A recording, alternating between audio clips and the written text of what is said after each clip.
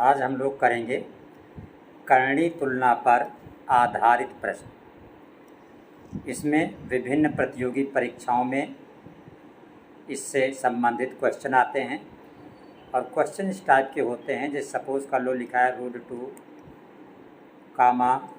3 root 5, 2 root 6। इस type की करणीगत राशियाँ होती हैं और इसमें आपसे पूछा जाता है, या तो ये पूछा जाएगा कि बताइए इनमें कौन सबसे छोटी संख्या है, या आपसे ये पूछा जाएगा कि बताइए इनमें कौन सबसे बड़ी संख्या है। ये SSC, CHSL, CGL, MTS, CPO, LDC विभिन्न प्रतियोगी परीक्षाओं में इससे संबंधित क्वेश्चन आते हैं।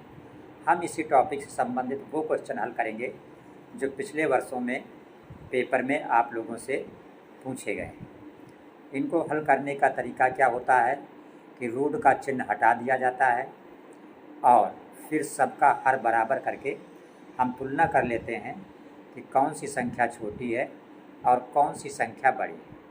क्वेश्चन को बहुत ही आसान भाषा में बेसिक से समझाएंगे ताकि अगर जिस लड़के को मैथ का बिल्कुल भी बेसिक ज्ञान नहीं है वो भी अच्छी तरीके से समझ करके अपनी तैयारी कर सकता है। तो let us start question based on surd comparison. Question number 1। पहला क्वेश्चन आपका लिखा है root 3, cube root 2, root 2, cube root 4। इनमें कौन सी सबसे छोटी संख्या है। और ये क्वेश्चन आपका एसएससी सीजीएल 1999 में आया है और एसएससी सीपीओ 2011 में भी ये क्वेश्चन पूछा गया है। तो सबसे पहले हमारी संख्या है ये रूट 3। तो हम क्या करेंगे, जो रूट 3 है इसको हम यहाँ पे रूट के पहले कोई संख्या नहीं है तो फिर 2 माना जाता है। तो 3 पे घात कितनी है, कुछ नहीं का मतलब 1, और बटे जब रूट का निशान हटता है और रूट के पहले यहाँ कोई संख्या नहीं होती है तो घात के नीचे क्या आ जाता है, 2 आ जाता है। दूसरी संख्या है क्यूब रूट 2। यह है क्यूब रूट 2। तो बराबर, ये देखिए 2 है तो 2 की घात, यहाँ पे 2 पे कोई घात नहीं है, इसका मतलब 1। और रूट के पहले जो संख्या होती है ये इस घात के नीचे आ जाती है। ठीक, बात समझ में आ रही है। तीसरी संख्या आपकी है रूट 2। तो ये 2 है, 2 लिखेंगे। 2 पे कोई घात नहीं का मतलब 1 घात, बटे, और जब रूट के पहले यहाँ कोई गिनती नहीं होती है तो इसका मतलब 2 होता है, तो नीचे घात आ गई 2। आखिरी संख्या है क्यूब रूट 4। तो हमने लिखा क्यूब रूट 4 बराबर, ये 4 है, 4 पे कोई घात नहीं तो 1 लिखिएगा, बटे रूट के पहले संख्या 3 है तो ये आ गया 3। अब यहाँ पे एक चीज़ आप ध्यान से देखिएगा, ये देखिए 2 है, ये 3 है, ये 2 है, ये 3 है। तो 2 और 3 का जब आप लघुत्तम निकालते हैं तो लघुत्तम कितना आता है, 6 आता है। तो इसका मतलब हर जितना भी है सब कितना होना चाहिए, 6 होना चाहिए। तो अगर इस 2 को हम 6 बनाएं तो किससे गुणा करना पड़ेगा, 3 से। तो इसका मतलब घात को यहाँ पे 3 से गुणा करेंगे तो ये हो जाएगा 3 की घात 1 में 3 से गुणा करेंगे 3, और बटे 2 में 3 से गुणा करेंगे 6। इसी तरह यहाँ पे इस 3 को जब हम 6 बनाएंगे तो 2 से गुणा करना पड़ेगा। तो ये हमने 2 लिखा, ऊपर 1 को 2 से गुणा करेंगे 2 और बटे 3 को गुणा करेंगे 2 से तो 2 3 6। यहाँ पे इस 2 को 6 करने के लिए 3 से गुणा करना पड़ेगा, तो 2 की घात 1 को 3 से गुणा करेंगे 3 बटे 2 को 3 से गुणा करेंगे 6। यहाँ पे इस 3 को 6 बनाने के लिए 2 से गुणा करना पड़ेगा, तो 4 की घात 1 को 2 से गुणा करेंगे 2 और बटे 3 को 2 से गुणा करेंगे 6। अब अगर हम देखें तो जितना भी हर है सब क्या हो चुका है 6। तो क्या हमने तरीका बताया आपको कि जैसे यहाँ पे बटे में 2 था, यहाँ 3 था, यहाँ 2 था, यहाँ 3 था, तो 2 3 का लघुत्तम होता है 6। इसका मतलब हर घात का जो हर है वो 6 होना चाहिए। तो जैसे यहाँ पे 6 करना था 3 से गुणा किया तो इसको भी 3 से होगा, यहाँ पे 6 करना था 2 से गुणा किया इसको होगा, इसको भी होगा, यहाँ पे 6 करना था 3 से गुणा किया इसको भी 3 से, इसको भी 3 से, यहाँ पे 6 करना था तो 2 से गुणा किया इसको भी 2 से, इसको भी 2 से। अब देखिए आगे गौर से,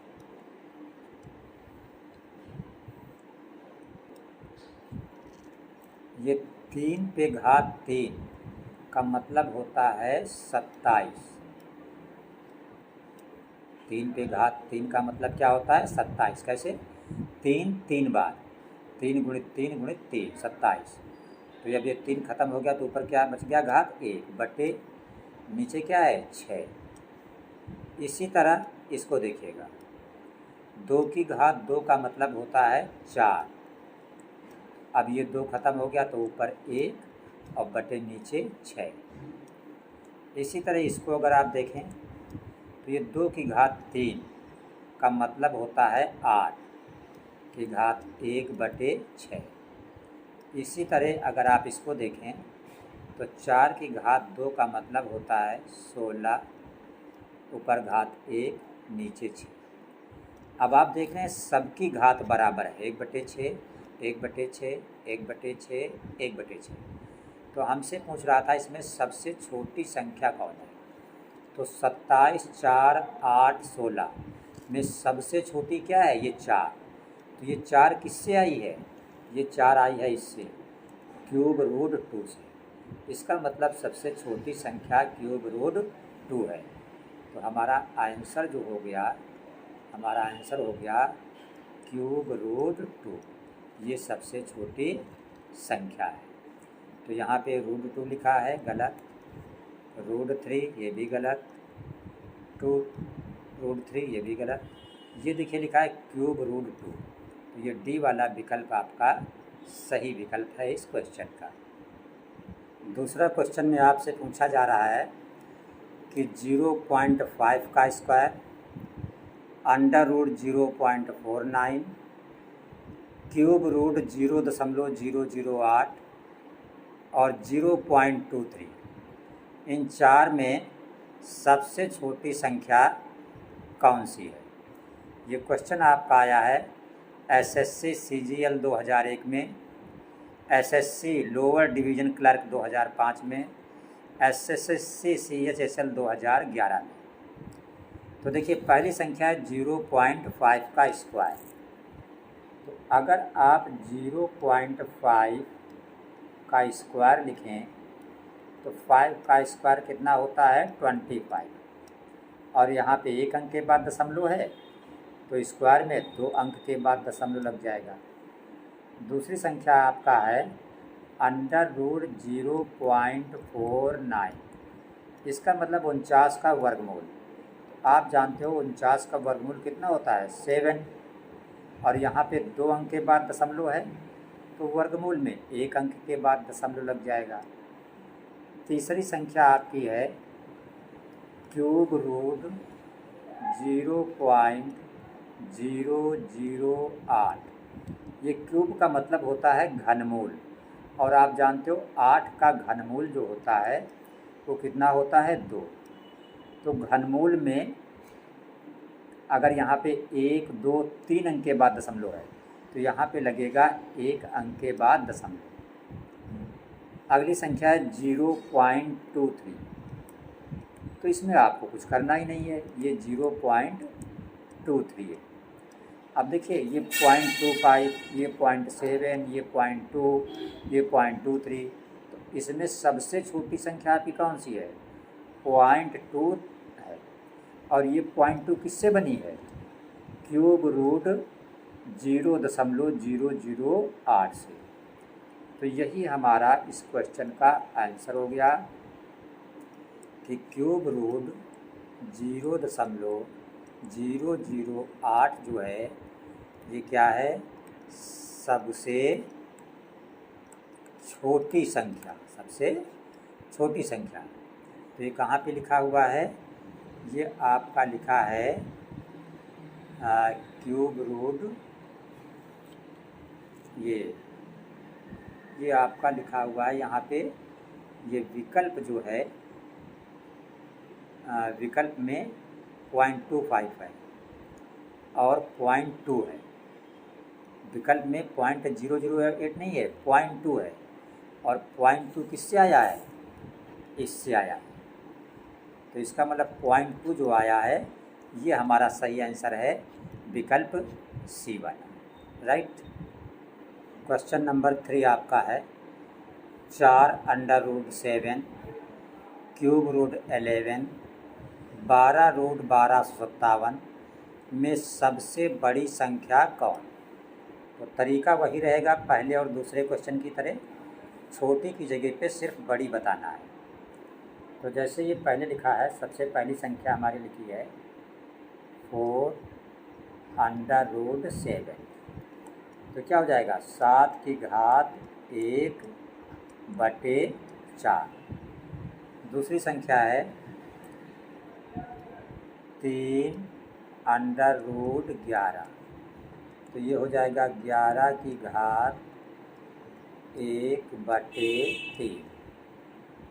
तीसरी संख्या है 12√1257, तो ये बराबर हो जाएगा 1257 की घात 1/12। अब यहाँ पे आप देखिएगा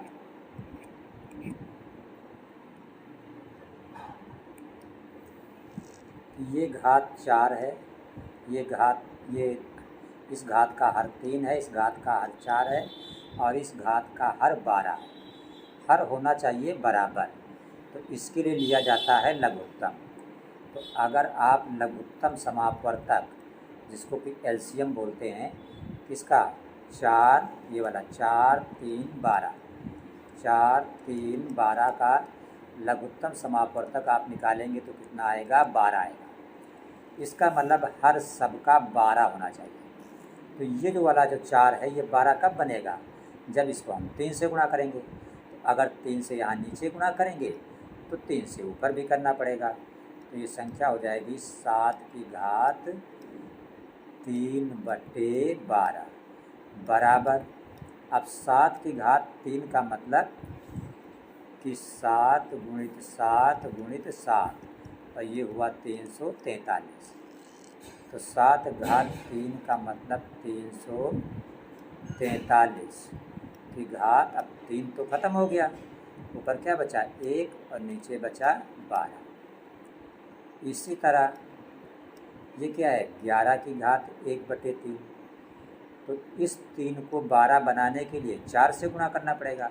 तो 4 से नीचे और 4 से यहाँ ऊपर, तो ये हो जाएगा 11 की घात 4/12 बराबर।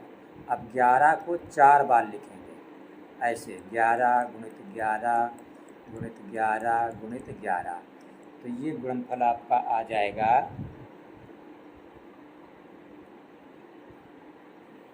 14,641। तो यहाँ पे आपका हो जाएगा 14,641 की घात। अब 4 तो ख़त्म हो गया, 1/12। और तीसरी संख्या क्या है? 1257 की घात 1/12। अब देखिए ये 343 है, ये 14,641 है और ये 1257 है। तो इसमें सबसे बड़ी संख्या क्या हुई? 14,641। और ये किससे बनी है? ये बनी है क्यूब रूट 11 से।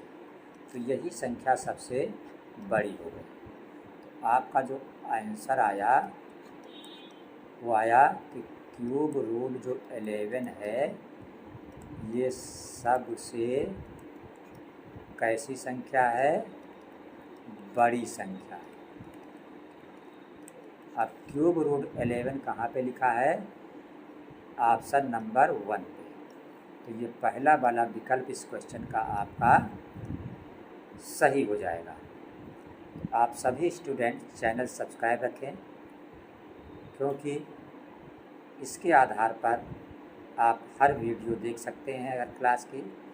और SSC CHSL CGL SSC LDC जो भी एग्ज़ाम होने वाली है 2024 में, उसकी आप अच्छे से तैयारी कर सकते हैं।